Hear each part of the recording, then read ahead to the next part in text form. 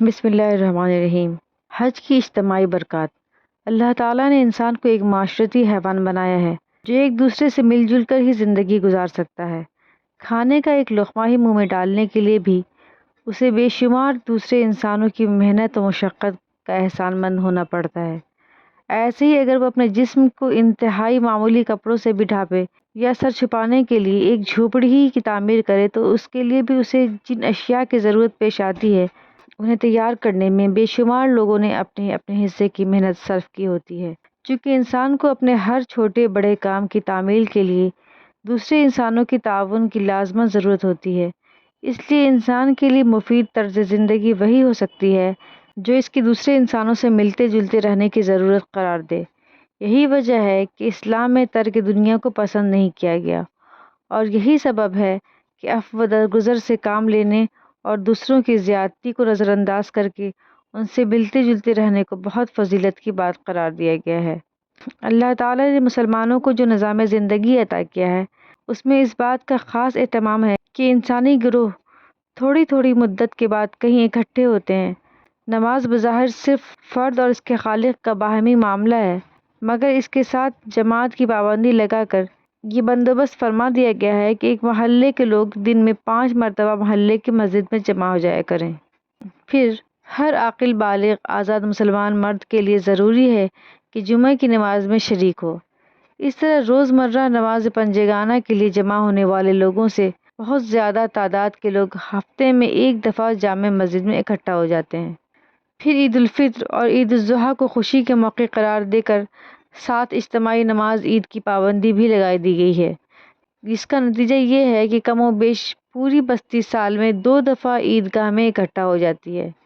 پھر صاحب استطاعت لوگوں پر حج فرض کر کے یہ بندوبست فرما دیا گیا ہے کہ تمام عالم اسلام سے تعلق رکھنے والے مسلمان زندگی میں ایک دفعہ میدان عرفات میں جمع ہو جایا کریں۔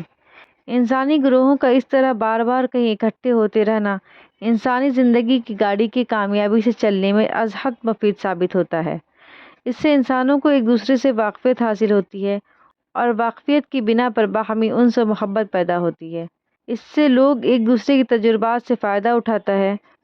یہ اسی کی مرکزیت کا نتیجہ ہے کہ عام مسلمان جو اپنے اپنے ملکوں میں اپنے اپنے حالات میں گرفتار ہیں، وہ دور دراز مسافتوں کو طے کر کے اور ہر قسم کی مصیبتوں کو جھیل کر دریا، پہاڑ، جنگل، آبادی اور صحرا کو عبور کر کے یہاں جمع ہوتے ہیں، ایک دوسرے سے ملتے ہیں، ایک دوسرے کے درد و غم اور حالات سے آشنا ہوتے ہیں، جس سے ان میں باہمی اتحاد اور تعاون کی روح پیدا ہوتی ہے۔ سب مل کر ایک باہم، ایک قوم، ایک نسل، ایک خاندان کے افراد نظر آتے ہیں۔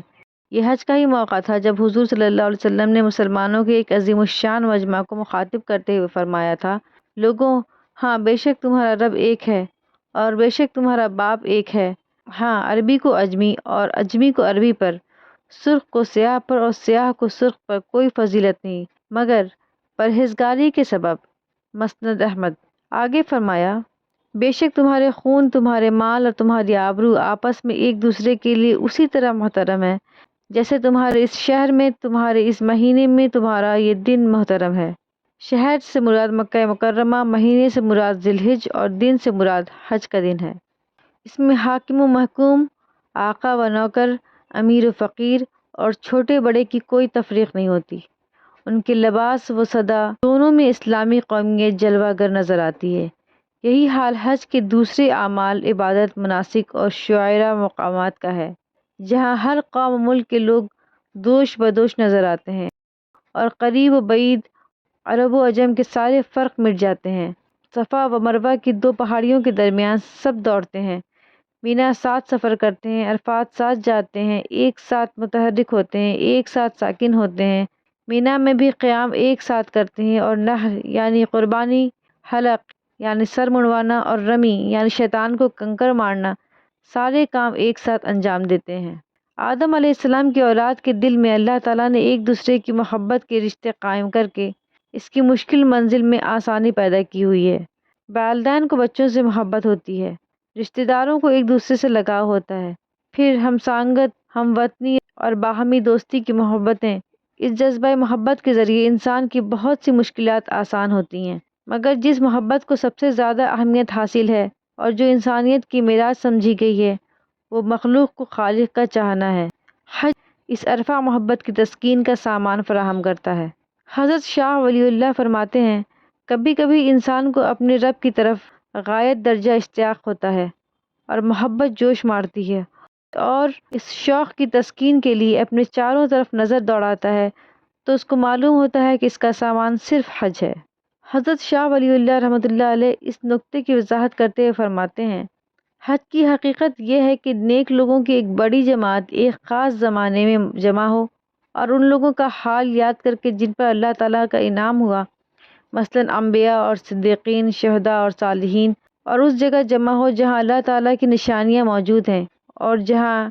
ائمہ دین اور امت کے نیک لوگ اللہ کی تعظیم میں سرشار ہو کر گر گراتے ہیں، روتے ہوئے خیر و بخشش کی طلب اور برائیوں کے کفارے کے امیدوار ہو کر آتے رہے ہیں۔